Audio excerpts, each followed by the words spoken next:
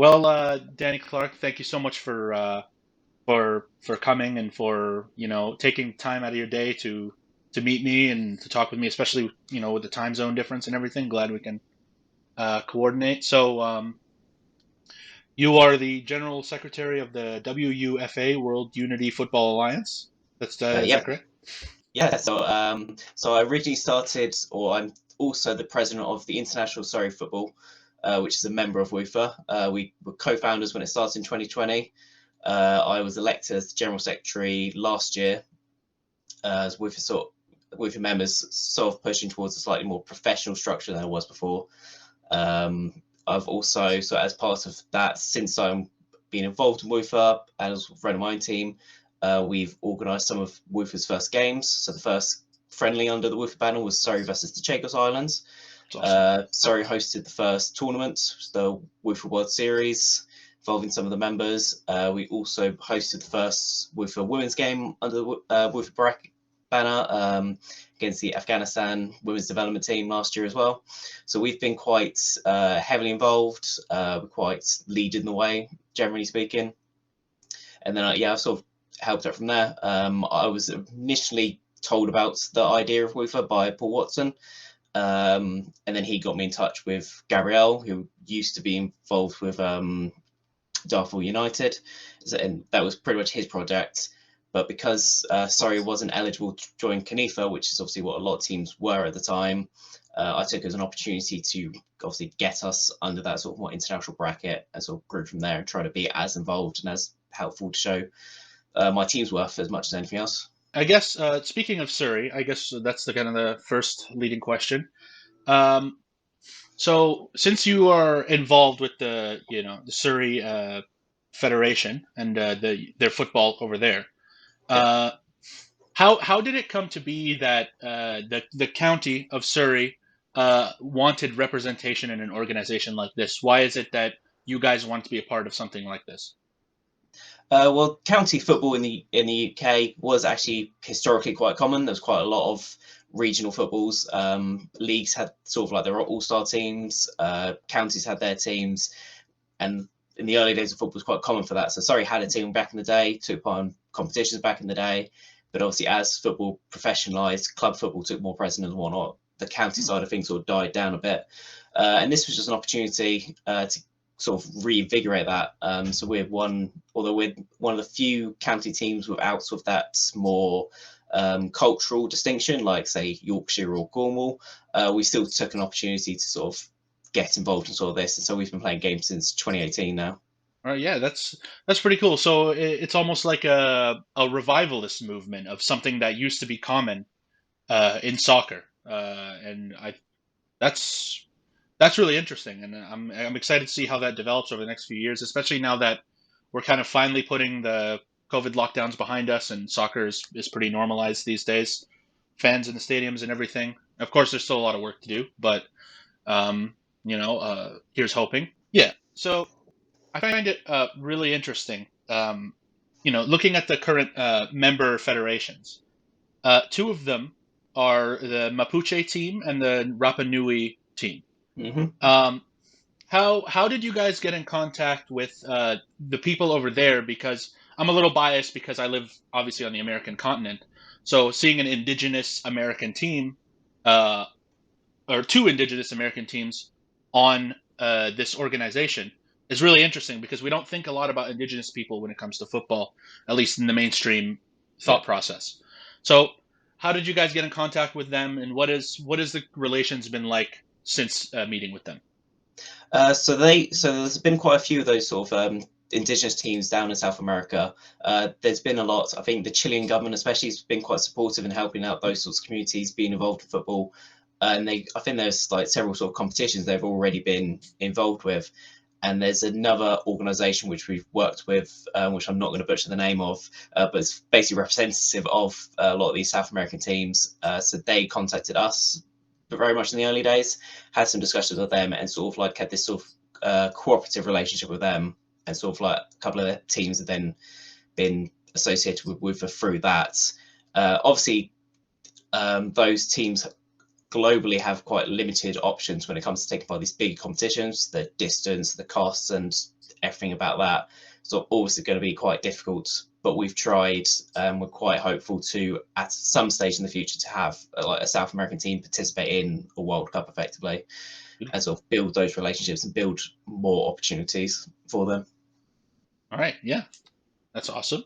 Speaking of these kinds of organizations, WUFA is kind of the newest player in this movement of non-FIFA affiliated soccer. We had Viva back in the day. We have CONIFA now, and now we have WUFA, and we have other regional organizations. So one thing that you read when you read about WUFA is that a lot of the members are both members of WUFA and CONIFA at the same time. I think 11 of the 18, at least according to the wiki. Um, so what are the plans going forward, if any, right now? If you're able to talk about it, about collaborating and and working with CONIFA and other organizations such as COSANF, which is the South American one. Um, working with them, collaborating, and kind of creating a grand structure and a community of non-affiliated soccer. Is there any plans? Is that something you guys hope to do in the future? Well, we've got so Surrey always had a good relationship with CONIFA back in the day. Obviously, like you say, a lot of our members come from CONIFA as well, and obviously there's no restrictions on teams being involved with both of them. Teams like Kashmir joined WUFA first, and then they got involved with CONIFA afterwards. But at the same time, WUFA was established because some teams weren't happy with how things were doing in CONIFA. They felt some teams weren't getting overly represented, or there was harder for some teams to get as much equal representation as others. I attended, the organisation's AGM in 2020, which was quite infamous in some of the antics and behaviour that was happening in sort of internal politics within the organisation, and that probably left a sour note for quite a lot of individuals and some of the teams and whatnot. So in terms of active cooperation with CONIFA, probably isn't going to be. That's for the foreseeable future at least, but then there's still no restrictions. I would never tell a WUFA member to leave CONIFA for no reason. That's obviously their decisions, and obviously I have no problem with the teams that are still involved with that.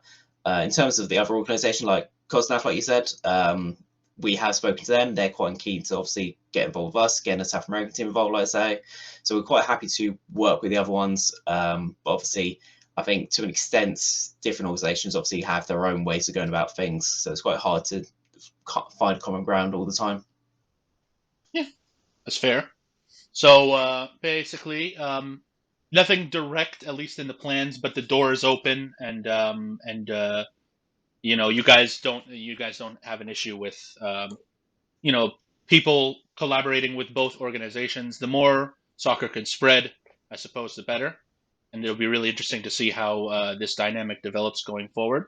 So, two interesting organizations I saw when reading about you guys was the Federations of California and Sao Paulo. Mm-hmm. So I found those really interesting, and I guess Surrey is technically involved in Yorkshire. They're technically involved in this conversation as well. How is it that these organizations, particularly from California and Sao Paulo, how did California and Sao Paulo get in contact with you guys, and why did they want to get involved? Because those two organizations are from countries that at least the majority of people view as stable. They're not the first places we think of when we think of independent organizations for ethnic groups, for autonomous regions. They're not the first places we think of. Obviously, we know both these countries have a crazy amount of problems, but it's interesting when two organizations from big countries that are considered at least established and stable join this organization that's so global and so varied in its membership as it is right now. So how did they get in contact with you guys, or how did you get in contact with them, and why is it that they wanted to be a part of WUFA? Well, the main subject would be obviously with CONIFA's restrictions in terms of how they pick. They've got quite rightly, a lot of hurdles and reasons that teams have to join. And one of the big stumbling blocks is, of course, if you're not a specific ethnic group or a separatist region or somewhere in between those sorts of things, it's quite hard to get that sort of football representation. Surrey's very much the same in that regards. Being based just outside London, we're not unique by any stretch of the imagination, but that doesn't mean that people wouldn't want to represent their regions in the same light. So WUFA then offers that alternative of being still got have some restriction in terms of who can participate, but we don't restrict in the same way. We're not going to be at the end of the day, if you're just a region of a country, you still have that sort of uniqueness about you, and an opportunity to represent somewhere you're from is still important to a lot of players. I know, especially from my team, a lot of the players enjoy being able to represent Surrey, even despite the fact they might refer to themselves as English or British outside of that. And I imagine for Sao Paulo and California, it'd be very much the same. They don't consider themselves any less Brazilian or American by being involved in these, but it still presents to them a new opportunity to bring a spotlight to their communities as much as anything else. And in both cases, the California team got contact directly with us, and then Sao Paulo got involved through COSNAF and whatnot as well. So they among the other South American teams.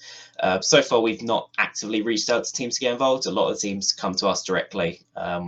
We're not here to expand to every corner of the globe, but we want to be able to provide an option to those who do want to be involved in that sort of international football environment. So right now, you did mention how WUFA has hosted women's games, and that's great, of course. How going forward, how does WUFA intend to expand the conversation on women's football, and how do you guys want to get involved going forward? Because not only do we have all these regions that desire representation, but we have tons of places in the world where women should get can be getting opportunities that they might not get otherwise, or maybe they also just want to represent their region. So it's going to be interesting to see how they get involved, because women's football is growing. Seeing it grow on the non-affiliated side of things, on the non-FIFA affiliated side of things, I think is also a really interesting development. Because obviously FIFA is not the only game in town, and both men and women love soccer. So how exactly does WUFA plan to get involved in this and facilitate the conversation when it comes to women's football? So women's football for WUFA has been sort of one of the priorities since day one. So often it's been treated as like an afterthought. You compare to some of the old sort of tournaments, the Viva and the CANIFA World Women's Cups, where it's just two teams meeting up, have a two-legged tie, and then that's considered being world champions. And although it's obviously quite hard, so it's harder on the women's side of things. There's less teams available. There's less opportunities, but there is still a drive. There's teams going out, meeting, practicing. They just having friendlies is a lot harder. In terms of WUFA's membership, Surrey and Kashmir are the only two teams with women's sides on the same country than one another. So you've already got that sort of geographic distance, which makes a lot of even basic things like friendlies a lot harder. But we want to push forward for it. We have our own plans for a Women's World Cup. We don't want to just make it a two-team tie. A 4-team has to be considered the minimum, 8-team even ideal, and you have to build up from there. We respect that obviously not all teams have the resources to sort of spread out into women's football, and we're not obviously going to force them, but the more you can encourage teams to get involved, the better it is, because then it creates more opportunities for others. And then it's about opening the doors, like you say. Surrey played against the Afghan team. That was obviously a great opportunity. They were refugees only just arriving in the UK. So obviously bringing that was then the first game of football since the fall of Kabul to the Taliban and whatnot. So obviously for those players, it's a very emotional sort of experience for them. And so there's opportunities like that we need to continue to push forward, support, and then embrace and encourage other teams to do. We have our own plans on how to deliver that, and then we just need to work towards it. Hopefully, within the next 2 years, we'll have a women's tournament. From our perspective, having men's games and men's tournaments arguably easier. Still a lot of hurdles to go through, but because women's football is a lot harder to set that as our initial sort of centerpiece. When we announced the first sort of major WUFA tournament, we announced it was going to be a women's tournament, a Women's World Cup, because that is more often than not underserved. CANIFA went the best part of nearly 10 years before they even announced their first women's tournament. So, and then you got obviously all the other ones. So being able for WUFA to come up straight away and say, this is what we're doing, we're going for women's football, and we're going to embrace that and make it a centerpiece of everything, has been sort of our goal since day one. We don't want to treat it as an afterthought, like we've seen a lot when it comes to non-FIFA football. For sure, absolutely. All right, and I guess just a quick one, essentially, before I let you go.